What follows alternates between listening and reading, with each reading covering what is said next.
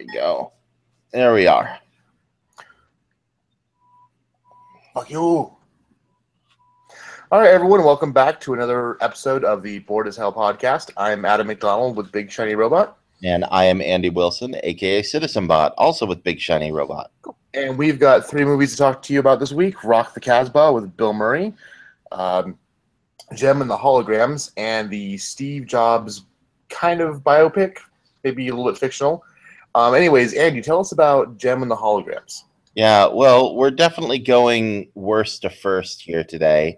Gem and the Holograms, as some of you may fondly, some of you may less fondly remember, as a cartoon show from the 80s about a girl and a rock band, and they had a computer that turned her into a rock star when she touched her magic earrings, and there were adventures and something. I don't know. Gem was never really my jam as a kid. And I never watched it as a kid either, so I'm unfamiliar.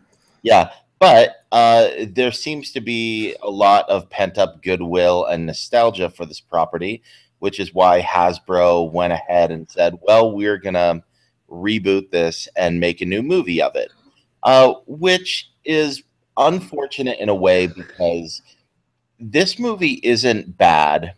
It's not particularly good, but I don't know exactly who this movie is for, because the people that it seems to be targeted for, it misses the mark in a lot of ways. For example, if you are a fan of the property of Gem, there's just enough in here to make you think, oh yeah, this is kind of like that cartoon that I remember.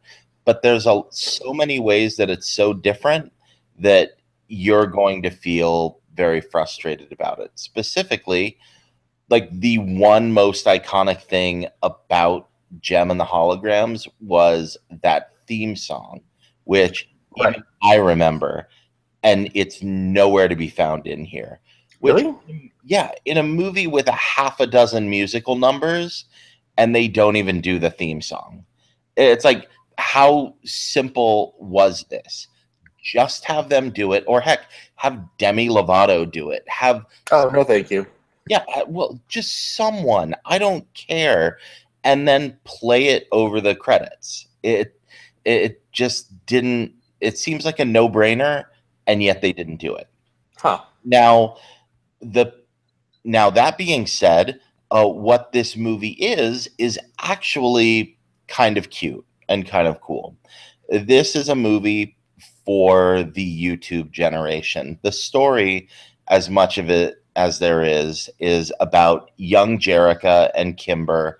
They lose their dad and mom and go to live with their aunt in the California suburbs. And her 2 adopted daughters, Aja and Shauna. And the 4 of them have this tight family unit. They love music. In their spare time, they're on social media all the time, and they're uploading music videos, except for poor little Jerrica, who's so shy, and she just writes in her music notebook all the time, and she won't put anything on video until one day when she finds a pink wig and puts on a bunch of crazy makeup and shoots a video in her room of just her singing a song straight to camera. And of course, her little sister Kimber steals it, puts it on the web, and it suddenly goes viral. And everybody's saying, who is Gem? Who is this new girl? Enter evil music executive who may as well have had a Snidely Whiplash mustache to twirl here, and who, of course, is going to take advantage of Gem and her sisters to her advantage. And they have to use their plucky musical skills to find their way out of it. This is kind of a nice story about finding yourself and being true to yourself, and especially finding yourself in the world of the internet and social media, where everyone can have their own channel and everyone can have their creative outlet. So much so that at the end, Jerica gives this rousing speech about it's like a I am Spartacus moment, and it's like I'm Gem and you're Gem and you're Gem, and what makes me special is that we're all special together. And it's like, and you get a YouTube channel, and you get a YouTube channel. well, it's kind of a nice message. The problem is any kid for whom that message would be useful, they're at home watching PewDiePie and Stampy Longnose and Tobuscus and Good Mythical Morning. They're watching these YouTube channels already, and they have their own YouTube channels. They're not going to see the Gem and the Hologram movie because it's like, that's a cartoon from the 80s. What do I care about that?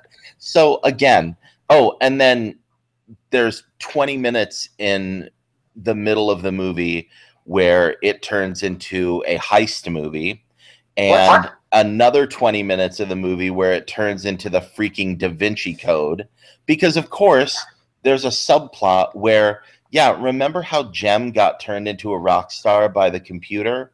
Well, in this version, her dad left her an unfinished robot who suddenly magically turns on during the events of this movie and starts leading her down a mystery of, finding herself and self-discovery in their family history. But by taking it to find the next piece of itself so that she can finish building the robot that her father started. It's a little bit treacly and a little bit cute, but when I was in the theater with my daughter, it created a nice little moment for us. But again, I don't know like where else this movie's going. Again, this movie isn't just so much that it's bad, it's just not so good, and it doesn't really know where it's going or what it wants to do or what it wants to be. So I just kind of went right up the middle here and gave it 5 out of 10. Yeah, that just sounds like something I would never ever want to see. Oh yeah, well, you know what? We are absolutely not the target demographic for this movie.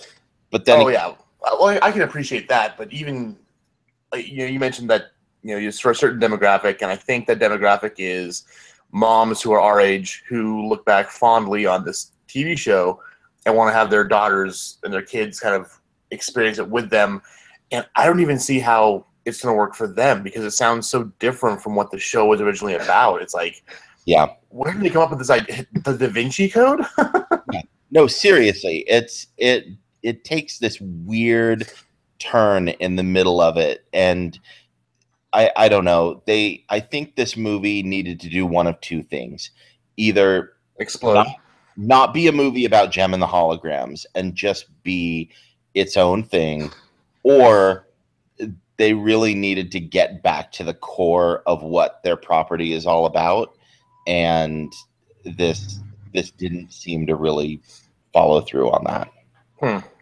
So, well, 5 for that one. And I know you said we're going worst to first, but we're going to take a detour with Rock the Kasbah, unfortunately.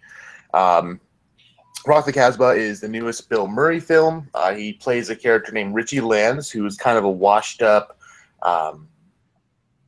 agent for musical acts. I mean, he always talks about how he was doing Madonna and Bruce Springsteen, all these really, really big names.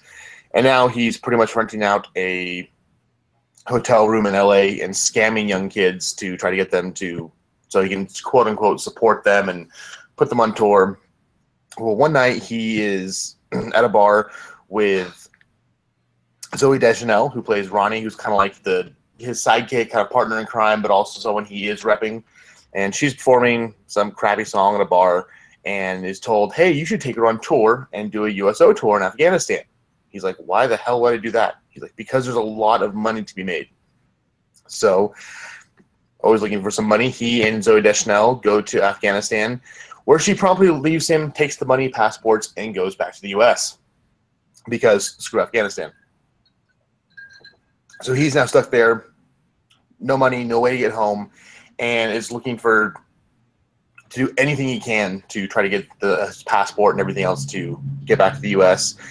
He ends up working with Danny McBride and Scott Cann, who are both arms dealers. He takes all these weapons out with Bruce Willis, who plays Bombay Brian, who is a mercenary / whatever. We never really know. Out to this little like nomadic tribe out in the middle of Afghanistan to give them these weapons because they're being assaulted by this warlord. And while he's there, he discovers a young girl who has an amazing voice, he can sing, and she is in love with a show called Afghan Star. So Afghan Star actually was a real music competition in Afghanistan, kind of like Our American Idol. And the movie's based loosely on the fact that there was, at one point in time, a young female singer on there. And that was a huge, huge thing because it's Afghanistan, with very, very strict Muslim rules. And the fact that let a woman go on stage and sing was just kind of obviously tremendously out there, very much a westernized type idea. And so he wants to go ahead and represent her, get her on the show, and help her win. It sounds convoluted, and it is. That's the movie, by the way. That's all that happens. It's really hard to tell what the movie wants to do. Like they had no idea what their idea was. It's almost like Lost in Translation meets Searching for Comedy in the Muslim World by Al Brooks. It's the weirdest amalgam of anything you've seen. Kate Hudson shows up as Mercy, the hooker with a heart of gold, who first meets up with Bill Murray, and then later on helps him out. Yeah, it's the first, I'd say 2/3 of the movie up until Bill Murray actually gets out into the tribe and meets the girl who can sing really well. The movie has no idea what it's doing, where it's going, why it's there. I mean, there's no point. It literally is watching Bill Murray go around, be curmudgeonly, and spout one-liners. And not very well, I might add. This is definitely not Bill Murray's best acting job he's ever done. I will say, at the end, the movie does pull all the loose ends and all the little like one-liners and plot pieces and puts them together, and it makes sense. But at that point, who cares? It was boring up to the 2/3. There's some overall good acting in the end. The young girl, I can't find her name, unfortunately, who is the singer on Afghan Star. She's got a great voice, and she's really good in that. But aside from that, there's nothing much here. It was boring. Kate Hudson has a couple cool lines. She's got the funniest scene is when this young GI soldier finds Bill Murray tied to her bed in drag after a night of shenanigans. But aside from that, I didn't laugh very much. I was bored. It felt really, really long, and it's like an hour and 40 minutes.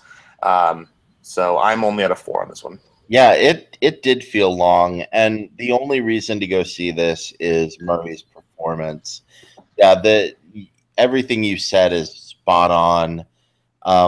Although I don't know whether I was amused by it or I hated it when right near the end the movie tried to turn into the Three Amigos for a minute. Yeah, the movie just didn't know what it was doing. It didn't know if it was trying to be funny, if it was trying to be serious, if it was trying to point at religious fanaticism. There was no focus. Yeah, exactly. And I wish that they had figured out what they were trying to do with this movie. If it had just been a movie about East meets West, that would be one thing. If it was just a story about this girl and trying to get on Afghan Idol, that would be a much more interesting movie. Make that short movie that's just that last like 25, 30 minutes of the movie with just her and Bill Murray, that would have been immensely more watchable than this. Yeah. Figure out a way to take this whole like, oh, I'm a washed up ex rock tour manager and turn that into something more entertaining than just Bill Murray mugging for 90 minutes, which is entertaining in and of itself a little bit. I mean, there's a scene where he has a traditional Afghan tribal instrument and he's trying to play Smoke on the Water for them. And, yeah, that was kind of funny. Yeah, exactly. There's a lot in here that's like, oh, that's kind of funny, but you never like laugh out loud. You're like, oh, that's amusing.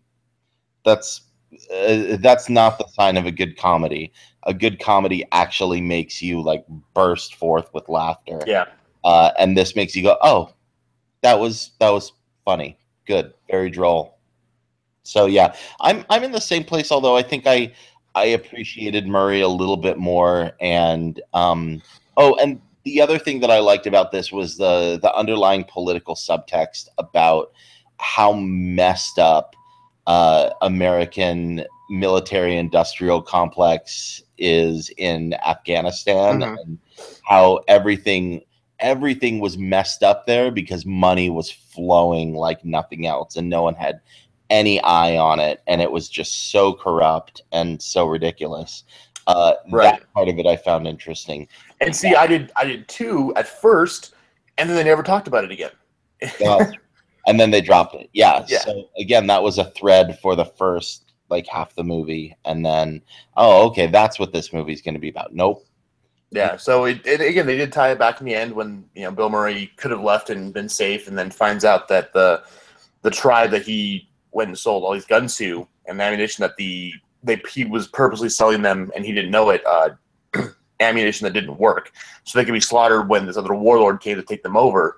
And so Bill Murray has his chance to kind of be the hero and go back and save the place and blah blah blah. But at that point, I just didn't care.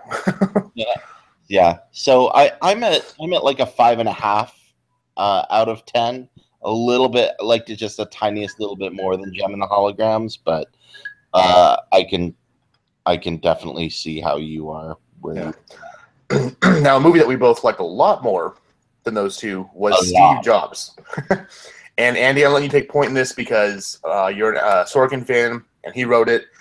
So tell us about it. I am a huge Aaron Sorkin fan, and I've got to put that out there because um, it really colors my review of this. And this is one of the most Sorkin-y things I've ever seen. Although he tones it down a little bit on the kind of verbal diarrhea and Sorkinisms, and instead makes it very, very stylistic. Um, he essentially has assembled this into a 3-act play. And this is not the story of the entirety of Steve Jobs' life, although it's supposedly based on the Walter Isaacson uh, biography of Steve Jobs. Um, Instead, what he does is this movie takes place in the 30 or 40 minutes before 3 iconic product launches that Steve Jobs is doing. The first is in 1984 for the original Mac. Right after that Super Bowl ad aired, and the world was on edge, like wondering what is going to happen with the Mac. Then the second act is Jobs is trying to launch the Next. He's been fired from Apple, and he's out on his own trying to launch this new computer that's very heavy on style. And the third launch is the launch of the iMac in 1998 after Jobs has returned to Apple. And I think the rest, as we know, is kind of history. Jobs really became who we think of as Steve Jobs, the Mhm. movie figure, after that, where suddenly we're all tuning in streaming to see the new Apple launch, to see the new iPhone, to see the new iPod. The whatever. Yeah, the new iMac. Whatever it is that they're doing, all the new features in OS X. I remember that. Anyway, so uh, what is really great here is Sorkin really does make this very uh, theatric, and the same exact people kind of move on stage and then off stage in very similar ways in all 3 acts. And so here's the very first and the most major problem with this film is really probably most of this never happened.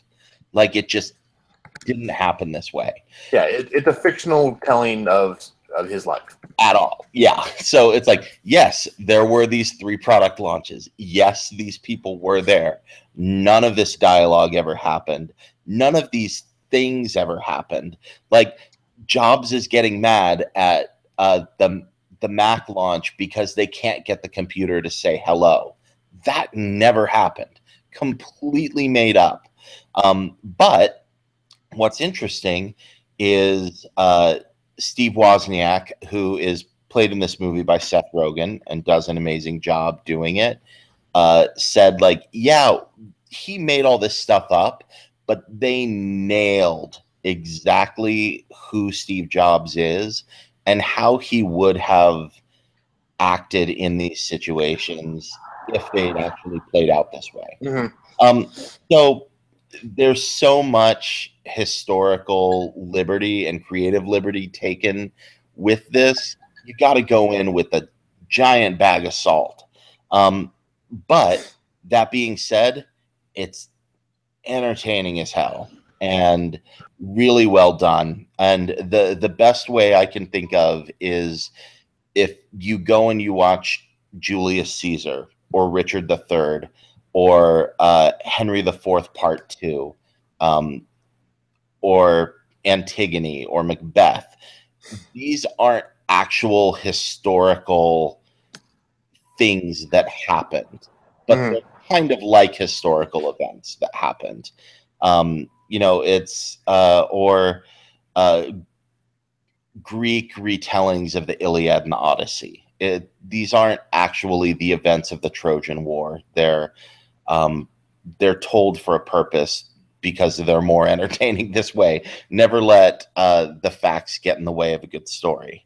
So Sorkin doesn't, and Danny Boyle doesn't as director here.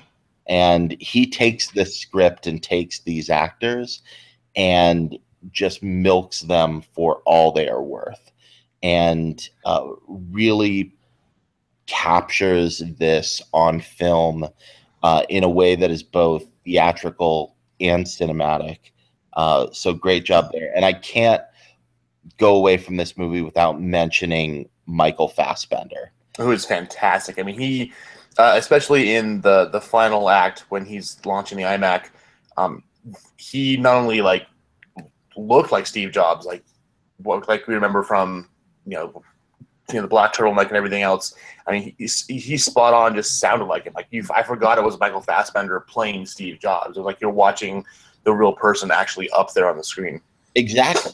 It's so amazing. And Fassbender, I mean, I've always been impressed at his acting, but this is just above and beyond. I mean, he so completely inhabits this character of Steve Jobs. And I say that like the character of Steve Jobs, like I'd say the character of Julius Caesar, or Mark, knowing that those are not the actual people. So it's really interesting. And this film really puts you through the ringer. If you come into this movie as a huge Apple and Jobs fan, you're going to leave kind of hating Jobs and kind of understanding why everybody thought he was a total dick. If you think Jobs is awful and a hack, you are going to come out the other end with a newfound respect and a real understanding of the kind of genius that he was and what he was trying to do. For the rest of us who may come in somewhere in between that, you're going to come out with this incredibly complex sense of what was going on with this guy. You love him, then you hate him, then you love him so much more, and then you hate him so much more. And it's just absolutely amazing. And everything that you think you hate about Apple products, it is amplified here. Everything you love about Apple products, yeah, it is amplified here too. It's just absolutely amazing how Sorkin and Boyle and these actors are able to match all of this thematically to who Steve Jobs is. And so it's just this amazing piece of art. And I can't say enough good things about it, but I have bad things to say about it. But before I do, you go ahead, Adam. So I think I kind of went in. I disagree a little bit as far as if you're an Apple fan, you're gonna come out hating Steve Jobs, and if you're not, you'll come out liking him. I have a lot of Apple stuff. I mean, I'm recording this on a MacBook. I'm getting texts from my boss on my iPhone while we're doing this. I've got a lot of Apple stuff throughout my house. I got an Airport Extreme over here. That's giving me the internet to get on.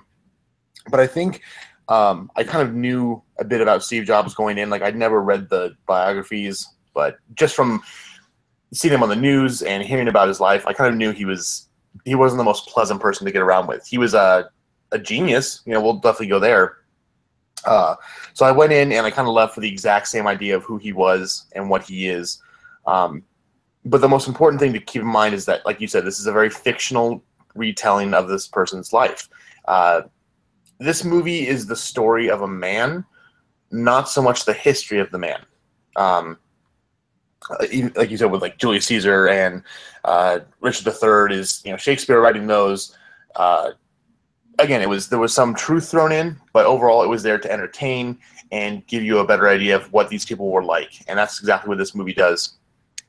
Sorkin's script is brilliant. It's not quite as Sorkin-y as, say, like The Newsroom or West Wing, but it's got that same quippiness to it. It's fast-paced. It's definitely a dialogue movie.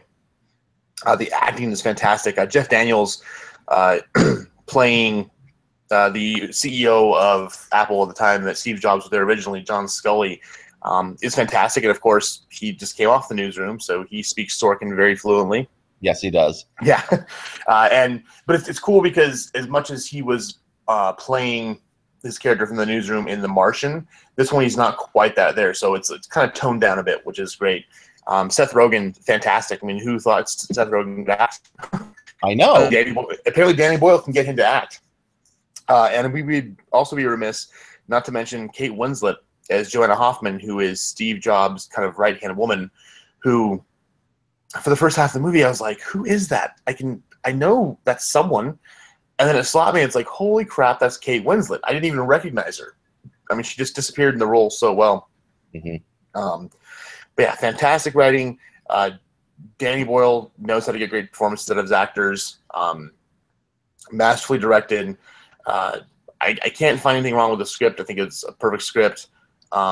Fassbender had better get a nomination for Best Actor for this. I mean, there's a lot of Oscar-worthy stuff in this film. It may not be a movie for everyone. I think people who, like, we were talking about this last night, and you said some movies are kind of like an old aged cheese. To some people, it's going to smell gross; they won't go near it. But for people who do watch a lot of movies, like the cinephiles, are going to find a lot more to love here than maybe just your average moviegoer. And as evidenced by the box office this weekend, the average moviegoer did not care for this movie. But that doesn't change the fact that it's absolutely fantastic. Yeah, good point. And that's my only real problem with it, is that I think that this especially is such an acquired taste, and that a lot of people are just going to be like, ugh, and turn up their nose at that. And so that's my only hesitation, and why I will only give this a 7.5 out of 10. If it's me and I'm reviewing it for myself, to myself, or to like my brother, who I know agrees with me on a lot of these things, I'll be like, yes, this is a 10 out of 10. You got to go see it. But I think for general audiences, I'm at like a 7.5 out of 10. Yeah, and I have to go into it again, understanding that there are some people who will not like this film because it's not their type of movie. Doesn't, for me, change the fact how amazing it is. I wrestled last night with a score. I can't give it perfect 10. I kind of want to, but I'll do next best thing and do a 9.5. Sounds good. Cool. Not bad. Not bad. Yeah. So that's definitely the movie to see this week. And we're not trying to talk down on it saying you probably won't like it, because you probably will. You just may not like it as much as we did, because not only are we fans of really, this type of cinema. Also, we're both Sorkin fans, so we were both devotees to the Newsroom and the West Wing. So we speak Sorkin fluently as well. So that was a big draw. So it's the last week before Halloween, and we talked about doing a recommendation every week. And last time we put up scary Disney films versus funny horror films. And it was actually a tie, and we thought since this is the last week of doing this, let's not break the tie. Let's both take a category. So, Andy, you went with scary Disney movies. What was your choice? Yeah, so a lot of people were wondering, like, what the heck is a scary Disney movie? There's no such thing, right? And we think of Disney being princesses and so on. Yeah, there's a whole other subset of live-action Disney movies, and I'm picking one of those, 1979's The Black Hole. That was back before I was alive.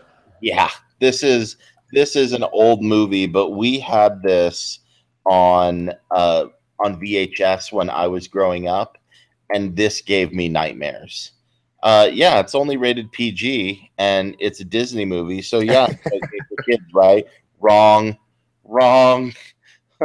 Very, very bad idea to let little kids see this. Well, I don't know, maybe not. It's got some cute robots in it, so. Well, it can't be worse than Eddie's mom letting him watch The Exorcist when he was 10. Okay, this just has scary robots and crazy black holes and things. So, the story of the black hole is you have a deep space exploration vehicle, the Pegasus, or no, excuse me, the Palomino, not the Pegasus, out in deep space looking for life, and they come upon this giant black hole, and just outside the event horizon of this supermassive black hole, they find floating in space a derelict ship, which happens to match the make of a ship that was lost decades ago that actually carried the father of one of the members of the crew. So they go in for a closer look, and then they find out that the ship is actually not so derelict, and come on board and are met by the crazy scientist, Dr. Heinz Reinhardt, who has been studying the black hole and who wants to take his ship in and through it within the next few days, because he thinks it is a portal to another world. Of course it is. Galaxy. So the crew's like, okay, hey, what happened to the rest of your crew? Oh, they never reached Earth? That's funny. Oh, yeah, except that he totally, like, turned them all into robots. And they now man this ship as crazy ghost robots, corpses, something. It's never totally explained, but it's really atmospheric and creepy as all get out. Great cast here too. You have Maximilian Schell playing Dr. Heinz Reinhardt. Maximilian Schell, insane actor, big bushy beard, thick accent. He's in one of my most favorite Mystery Science Theater 3000s ever, a version of Hamlet that he does, which is just awful. Just absolutely awful. But it's like, hey, that's the guy from the black hole. The crew of the Palomino, you got Anthony Perkins. Hey, that's your psycho, right? Yeah. You've got Robert Forster as the captain, great character actor who you've probably seen like everywhere in the last 30 years. You've got Ernest Borgnine.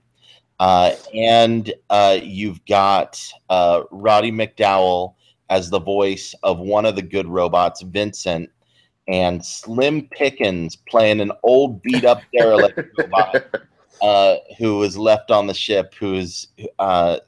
So this is just there's a lot that's fun in here. The good robots are really cute, and they shoot lasers and they fly through the air and they save the people.